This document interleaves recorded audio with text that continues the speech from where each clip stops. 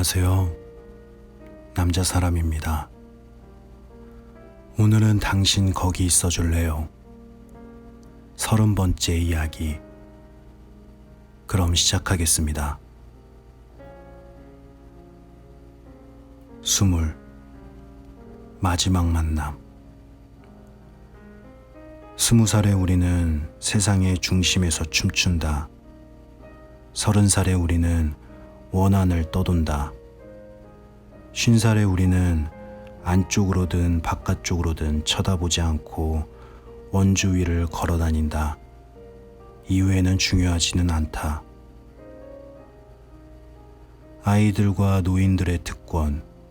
우리는 투명인간이다. 크리스티앙 보뱅.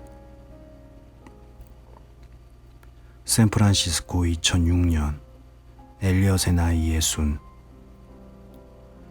눈을 떴을 때 엘리엇은 사무실의 차가운 타일바닥에 누워 있었다. 코에 손을 대보니 피가 철철 흐르고 있었다. 시간 여행을 하는 사이 혈관이 견디지 못한 것이다. 그는 출혈을 멈추기 위해 지혈용 탈지면을 여러 장 써야 했다. 그의 뇌리에는 아직도 의문이 한 가지 남아 있었다. 내가 과연 일리나의 목숨을 구한 걸까? 컴퓨터 앞에 앉은 그는 온라인 전화번호부를 조회했다. 전날에는 일리나 크루즈라는 이름이 없었지만 이번에는 분명히 검색 결과로 나타나고 있었다. 캘리포니아주 북쪽에 있는 위버빌이 일리나 크루즈의 주소였다. 그러나 동명이인일 가능성도 없지 않았다. 엘리엇은 사무실을 나와 로비로 내려갔다. 커피 자판기 앞에 잠깐 멈추었던 그는 주차장으로 향했다. 6시간 정도면 위버빌에 도착할 수 있을 것이다. 아직 해가 뜨지 않았지만 전날 많은 비가 내린 탓에 하늘은 다시 메탈 블루색으로 칠해놓은 듯했다. 샌프란시스코를 빠져나와 고속도로로 진입하자 그는 순식간에 시속 200km로 속도를 올렸다. 엘리엇은 레게트를 조금 지나 고속도로에서 벗어나 멘도치노만을 우회해 펀데일까지 구불구불하게 이어지는 길을 끊임없이 달렸다. 일렁이는 태평양의 파도가 때리고 지나간 도로는 바다로 떨어지는 가파른 낭떠러지들을 굽어보며 해변 가까이 바짝 붙어 있었다. 엘리엇은 해변 도로를 따라 아르카타까지 가서 유일하게 산악지대를 동서로 가로지르는 299번 고속도로를 탔다. 이곳은 키 큰 쇠커이아 숲들과 광대한 자연보호구역 그리고 은빛 소나무 때문에 야생의 모습이 그대로 간직하고 있었다. 그는 5시간 이상을 내쳐 달려 마침내 산속 외딴 마을인 위버빌에 도착했다. 엘리엇은 도로변에 차를 주차시키고 눈에 띄는 상점으로 들어가 주인에게 일리나 크루즈가 어디 사는지 물었다. 그는 마을이 끝나는 곳에 보이는 숲길을 가리켰다. 엘리엇은 숲까지는 걸어서 가기로 했다. 20분쯤 걷자 길 아래쪽에 작은 통나무 집이 나왔다. 근처에서 흘러내리는 폭포 소리가 들렸다. 그는 그 자리에 멈춰서 한 세기 전에 있었던 벌목 작업대에도 살아남은 쇠케이아 나무 뒤에 몸을 숨겼다. 그는 손을 들어 반사되는 햇빛을 가렸다.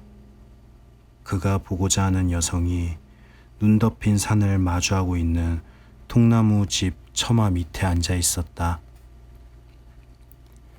두 사람은 30년 동안이나 떨어져 지냈다.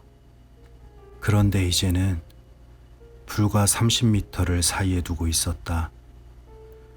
그는 얼마 안 되는 거리를 뛰어넘어 그녀를 가슴에 꼭 안고 한 번 더 프롤랄 향이 나는 머릿결 냄새를 맡아볼 수 있지 않을까 생각했다.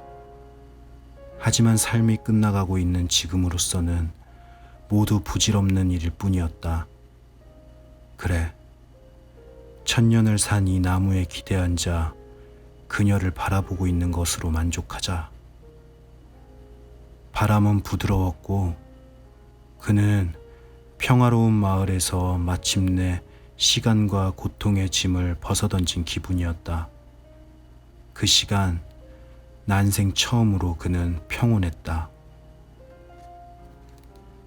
샌프란시스코 1976년 아침 9시 엘리엇의 나이 30. 일리나의 수술이 끝난 지 이틀이 지났다. 그녀는 방금 전 혼수 상태에서 깨어났지만 아직 예후는 불확실했다. 어떤 상황에서 수술이 진행되었는지 소문이 파다했지만 병원 사람들은 대개 믿을 수 없다는 반응을 보였다. 병원 책임자들이 몇 시간씩이나 모여 대응 문제를 두고 논의를 거듭했다. 원칙대로라면 레녹스 병원의 명성을 실추시킬 위험을 무릅쓰고라도 경찰에 알려야 마땅했다.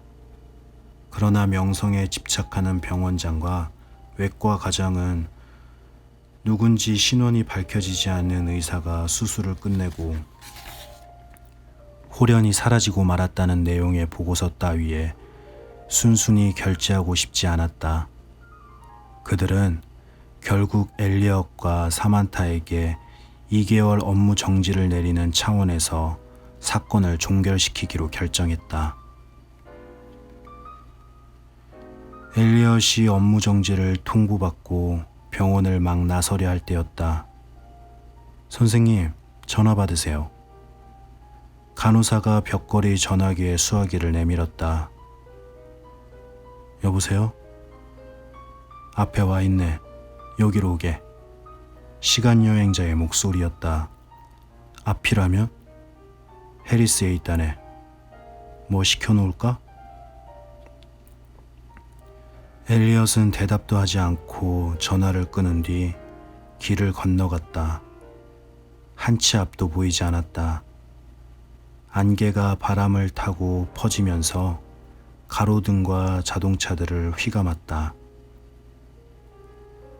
해리스 라이너는 철제 객차를 개조해 만든 식당으로 응급실 입구와 정면으로 마주보고 있었다. 50년대 복고풍 분위기를 풍기는 식당이었다.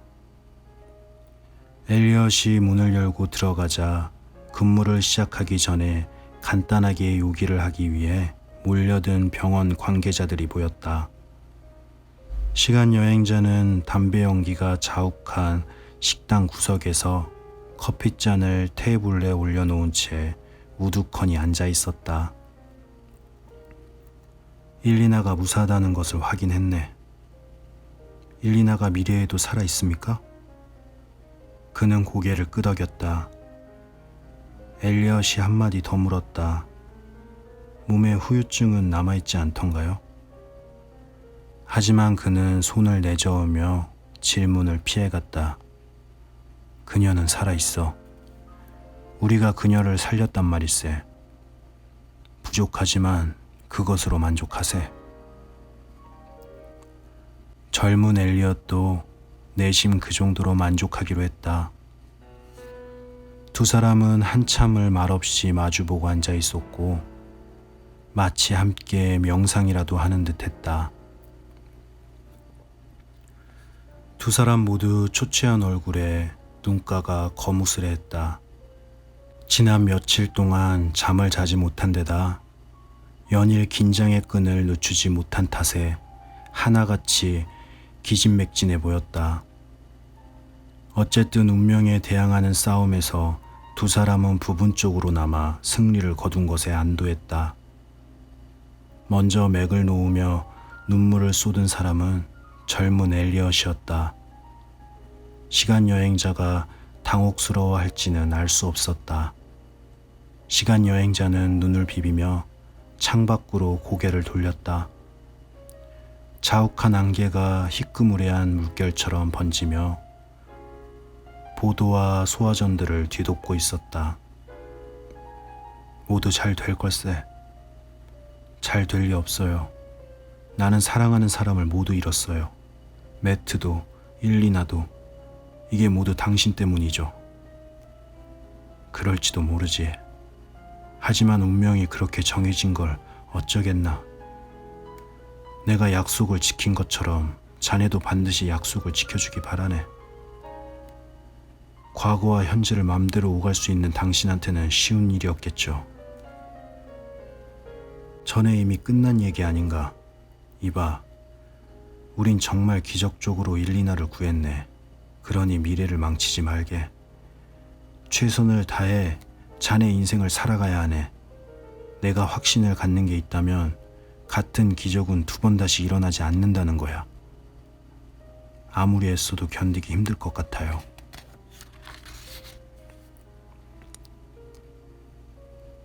앞으로 몇 년간은 힘들 걸세.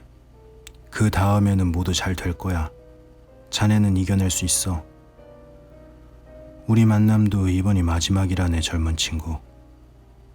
엘리엇은 인상을 찡그리며 상대를 쳐다보다가 어깨를 으쓱했다. 당신은 매번 마지막이라 얘기했죠. 이번에는 정말이야. 설령 내가 원한다고 해도 다시는 돌아올 수 없을 테니까. 그는 간략하게 알약 얘기를 해주었다. 어떻게 알약을 손에 넣게 되었는지, 어떻게 그 약이 효력을 발휘해 시간여행을 할 수 있었는지에 대해. 엘리엇은 궁금한 게 한두 가지가 아니었다. 그러나 시간여행자는 벌써 식당에서 나가기 위해 자리에서 일어서고 있었다. 그는 더 이상 궁금증을 풀 수 없을 것이며 그를 만나는 것도 이번이 정말 마지막이라는 생각이 들었다. 시간여행자의 모습이 아직 그의 시야에 보이는 이 짧은 순간, 엘리엇은 예상치 못한 감정에 휩싸였다. 일리나를 수술할 때 그는 뛰어난 자제력과 의사 결정 능력으로 깊은 인상을 심어주었다. 엘리엇은 그와 더 많은 시간을 함께할 수 없다는 게 안타까웠다. 시간여행자가 외투에 단추를 채웠다. 아직 시간이 1, 2분 정도 남았다는 것을 그간의 경험으로 알 수 있었다. 정말이지, 이 자리에서 까마득한 미래로 증발하고 싶지는 않군 그래. 그건 저 역시 동감이죠.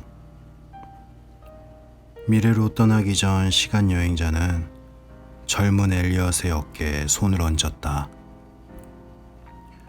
눈에 거의 다다랐을 때 엘리엇에게 목례를 하기 위해 마지막으로 고개를 돌렸던 그는 식당 밖으로 나가지 않고 되돌아왔다.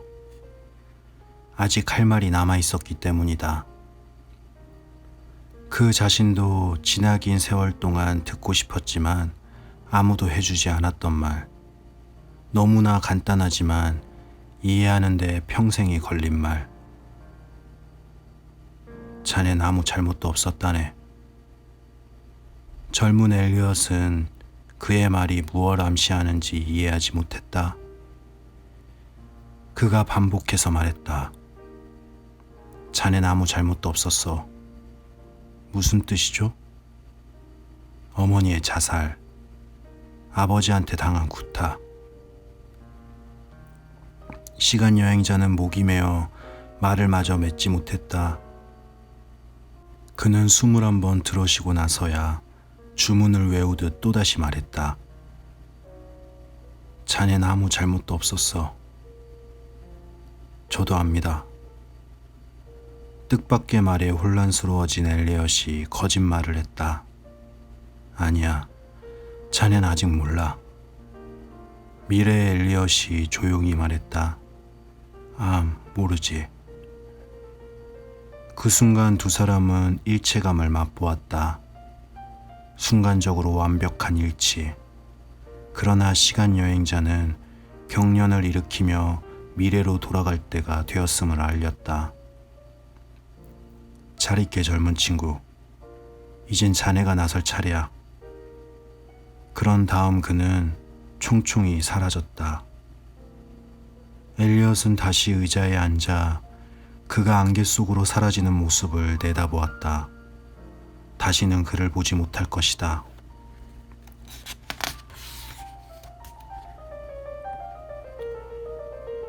감사합니다.